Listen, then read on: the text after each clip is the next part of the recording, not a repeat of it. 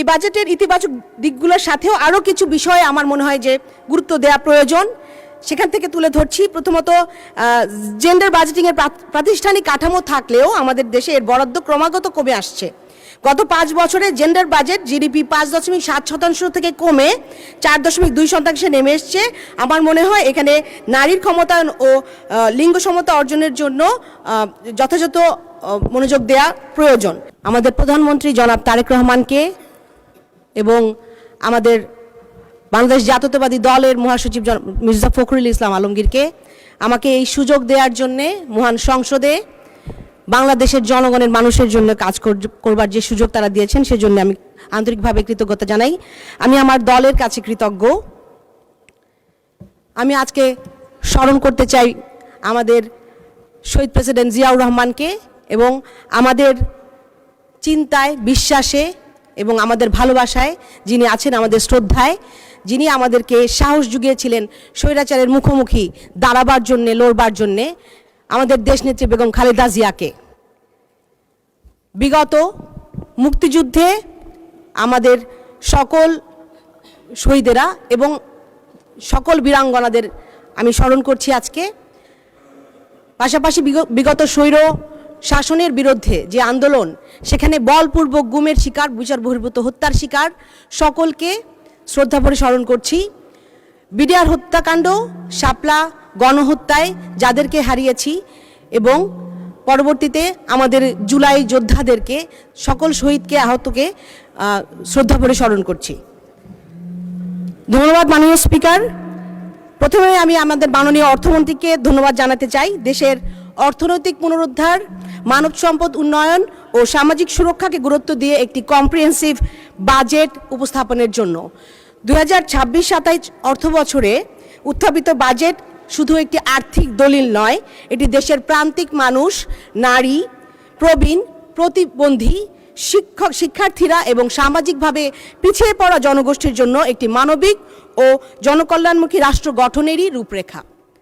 মাননীয় স্পিকার, বর্তমান সরকার দায়িত্ব গ্রহণ করার পর থেকে জনগণের মান উন্নয়নের, জীবন মান উন্নয়নের জন্য ও অর্থনীতিকে পুনরুজ্জীবিত করার জন্য ধারাবাহিকভাবে কার্যক্রম পদক্ষেপ গ্রহণ করে আসছে এবং তারই এই সুস্পষ্ট প্রতিফলন ঘটেছে আমাদের প্রস্তাবিত বাজেটে।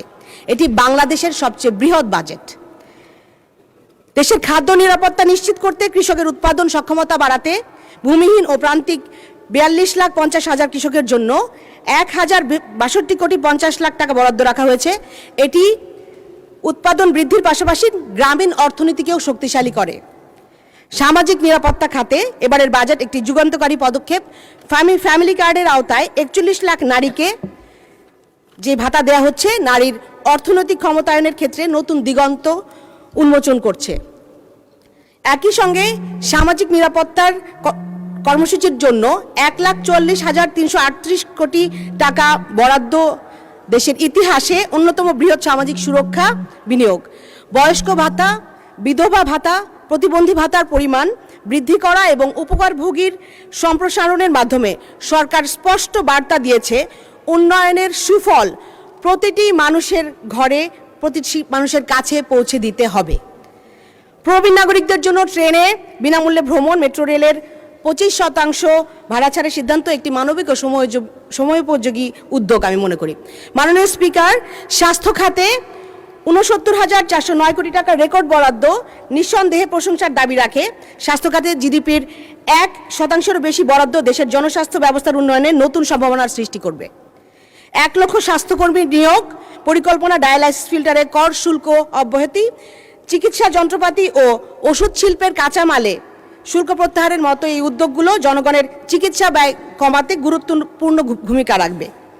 মাননীয় স্পিকার, শিক্ষা খাতে 1,36,606 কোটি টাকার বরাদ্দ এবং জিডিপির 2% উন্নীতকরণ অত্যন্ত ইতিবাচক সিদ্ধান্ত এবং আমরা মনে করি বাংলাদেশের ভবিষ্যৎ এবং মানব সম্পদ উন্নয়নে এটা ভিত্তি রচনা করবে। তরুণ উদ্যোক্তাদের জন্যও রয়েছে অত্যন্ত আশার বার্তা রয়েছে এই বাজেটে। 2,000 কোটি টাকার এসএমই পুনঃ অর্থায়ন তহবিল ও যুব ও ক্রীড়া উদ্যোক্তাদের জন্য 500 কোটি টাকার বিশেষ বরাদ্দ রয়েছে, যেটি কর্মসংস্থান সৃষ্টি ও নতুন উদ্ভাবনাকে উৎসাহিত করবে। প্রবাসী কর্মীদের জন্য মাইগ্রেন্ট কার্ড চালুর উদ্যোগ, বৈধ চ্যানেলের মাধ্যমে রেমিটেন্স পাঠানোর যে উদ্যোগ, 2.5% নগদ প্রণোদনা অব্যাহত রাখা আমাদের প্রবাসী ভাই বোনদের প্রতি সরকারের দায়িত্বশীলতারই বহিঃপ্রকাশ। মাননীয় স্পিকার, জুলাই গণঅভ্যুত্থানে শহীদ পরিবার, আহত যোদ্ধাদের জন্য আবাসন, মাসিক ভাতা ও পুনর্বাসনের কার্যক্রম অব্যাহত রাখার জন্য এই সিদ্ধান্ত রাষ্ট্রের দায়বদ্ধতার বহিঃপ্রকাশ। শহীদ পরিবারকে মাসিক 20,000 টাকা ও আহতদের জন্য ক্যাটাগরি ভিত্তিক ভাতা প্রদান রাষ্ট্রের মানবিক দায়িত্ব পালনের একটি গুরুত্বপূর্ণ উদাহরণ। আইনের শাসন প্রতিষ্ঠা এবং ন্যায় বিচার নিশ্চিত করতে বিচার বিভাগের সক্ষমতা বৃদ্ধির অত্যন্ত গুরুত্বপূর্ণ। আইন ও বিচার বিভাগের জন্য 2,128 কোটি টাকা বরাদ্দ এবং সুপ্রিম কোর্টের জন্য 291 কোটি টাকা বরাদ্দ বৃদ্ধি একটি ইতিবাচক পদক্ষেপ। মাননীয় স্পিকার, এই বাজেটের সবচেয়ে বড় শক্তি হলো এটি শুধু অর্থনৈতিক প্রবৃদ্ধির বাজেট নয়, এটি সামাজিক ন্যায় বিচার, অন্তর্ভুক্তিমূলক উন্নয়ন এবং মানবিক রাষ্ট্র নির্মাণের বাজেট। এই বাজেটের ইতিবাচক দিকগুলোর সাথেও আরও কিছু বিষয়ে আমার মনে হয় যে গুরুত্ব দেওয়া প্রয়োজন, সেখান থেকে তুলে ধরছি। প্রথমত, জেন্ডার বাজেটিংয়ের প্রাতিষ্ঠানিক কাঠামো থাকলেও আমাদের দেশে এর বরাদ্দ ক্রমাগত কমে আসছে। গত 5 বছরে জেন্ডার বাজেট জিডিপি 5.7% থেকে কমে 4.2% নেমে এসছে। আমার মনে হয় এখানে নারীর ক্ষমতায়ন ও লিঙ্গ সমতা অর্জনের জন্য যথাযথ মনোযোগ দেওয়া প্রয়োজন। দ্বিতীয়ত, সামাজিক সুরক্ষা কর্মসূচির একটি বড় অংশ এখনও প্রকৃত দরিদ্র জনগোষ্ঠীর কাছে কার্যকরভাবে পৌঁছতে পারছে না।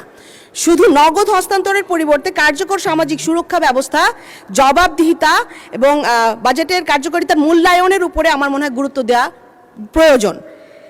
তৃতীয়ত, বাংলাদেশের প্রায় 34 লক্ষ পথ শিশু রয়েছে এবং 5,69,00,000 শিশুর একটি বড় অংশ দারিদ্র্য, সহিংসতা ও শিশু শ্রমের ঝুঁকিতে রয়েছে। অথচ তাদের জন্য সমন্বিত পুনর্বাসন কর্মসূচির বরাদ্দ এখনও প্রয়োজনের তুলনায় অপ্রতুল। মাননীয় স্পিকার, নারীর বিরুদ্ধে সহিংসতা প্রতিরোধে ওয়ান স্টপ ক্রাইসিস সেন্টার সম্প্রসারণ, মানসিক স্বাস্থ্যসেবা বৃদ্ধি এবং স্থানীয় সরকার পর্যায়ে নির্দিষ্ট বরাদ্দের জন্য আরও গুরুত্বের সাথে এই বিষয়গুলো বিবেচনা করার জন্য দরকার বলে মনে করি। মাননীয় স্পিকার, আমি কিছু আপনার কিছু প্রশ্ন রাখতে চাই। গুম ও বিচার বহির্ভূত হত্যাকাণ্ডের শিকার পরিবারের সদস্যদের জন্য বাজেটে কোনো আলাদা নির্দিষ্ট বরাদ্দ রাখা হয়েছে কিনা? গুম ও খুনের শিকার পরিবারের সদস্যদের জন্য মাসিক ভাতা, শিক্ষা সহায়তা, স্বাস্থ্যসেবা ও আবাসন সুবিধা প্রদানে সরকার কি কি উদ্যোগ নেবে এবং বাজেটে বরাদ্দ রাখার ব্যাপারে কোনো পরিকল্পনা আছে কিনা? সত্য উদ্ঘাটন, পুনর্বাসন ও ক্ষতিপূরণের লক্ষ্যে একটি বিশেষ তহবিল গঠনের বিষয়টি আমাদের বিবেচনায় আছে কিনা? পাশাপাশি ট্রাইব্যুনালের ক্ষমতা ও কার্যপরিধি সম্প্রসারণের জন্য 2026-27 অর্থ বছরে বাজেটের সুনির্দিষ্টভাবে কত অর্থ বরাদ্দ রাখা হয়েছে? বিচার বিভাগের মাননীয় সদস্য, ধন্যবাদ। আপনি আরো 2 মিনিট বলুন। ট্রাইব্যুনালের ক্ষমতা ও কার্যপরিধি সম্প্রসারণের জন্য 2026-27 অর্থ বছরে বাজেটের সুনির্দিষ্টভাবে কত অর্থ বরাদ্দ রাখা হয়েছে? বিচার বিভাগের মামলা জট কমাতে নতুন বিচারক, প্রসিকিউটর, তদন্ত কর্মকর্তা, ফরেনসিক বিশেষজ্ঞ ও প্রযুক্তিবিদ নিয়োগের জন্য কতগুলো নতুন পদ সৃষ্টির পরিকল্পনা রয়েছে? পাশাপাশি সাক্ষী সুরক্ষা ব্যবস্থা, ডিজিটাল প্রমাণ ব্যবস্থাপনা এবং আধুনিক ফরেনসিক অবকাঠামো গড়ে তুলতে কী ধরনের বাজেটারি ব্যবস্থা রাখা হয়েছে? আন্তর্জাতিক অপরাধ ট্রাইব্যুনাল সহ বিশেষ ট্রাইব্যুনালগুলোর বিচার কার্যক্রম দ্রুততর করতে পৃথক জনবল কাঠামো ও প্রশাসনিক সহায়তা বৃদ্ধির কোনো উদ্যোগ রয়েছে কিনা? মাননীয় স্পিকার, বাজেট আলোচনার পাশাপাশি আজকে আমি আমার পক্ষ থেকে ঢাকা 14 পক্ষ থেকে কাউন্দিয়াবাসীর জন্য আমাদের মাননীয় প্রধানমন্ত্রী প্রায় 2 লক্ষ মানুষের যেই আকাঙ্ক্ষা 54 বছরে তারা একটা ব্রিজ পায়নি, সেটার অনুমোদন পেয়েছেন গতকালকে। তাদের পক্ষ থেকে মাননীয় প্রধানমন্ত্রীকে আন্তরিকভাবে ধন্যবাদ জানাচ্ছি। আমাদের সাথে আমাদের এখানের ঢাকা 14 মাননীয় সংসদ সদস্য আছেন। আমাদের সকলের পক্ষ থেকে মাননীয় প্রধানমন্ত্রীকে আন্তরিকভাবে ধন্যবাদ ও কৃতজ্ঞতা। এই নতুন বাংলাদেশটা বিনির্মাণ করার জন্য মনে হয় আমাদের সকলকে একসাথে কাজ করতে হবে, কারণ যেই স্বৈর শাসনের নির্যাতনের ভিতর দিয়ে আমরা এসেছি, যেই বাংলাদেশের স্বপ্ন আমরা দেখছি, সেই বাংলাদেশ গড়তে আমাদের মনে হয় আমরা যদি সকলে একত্রিতভাবে কাজ করি, ইনশাল্লাহ আমরা সেই বাংলাদেশ বিনির্মাণ করতে পারবো। আমার দেশ আমার কাছে সবচেয়ে বড়, এমন দেশটি কোথাও খুঁজে পাবে না কো তুমি, সকল দেশের রানী সেজে আমার জন্মভূমি। ধন্যবাদ মাননীয় স্পিকার। ধন্যবাদ মাননীয় সদস্য।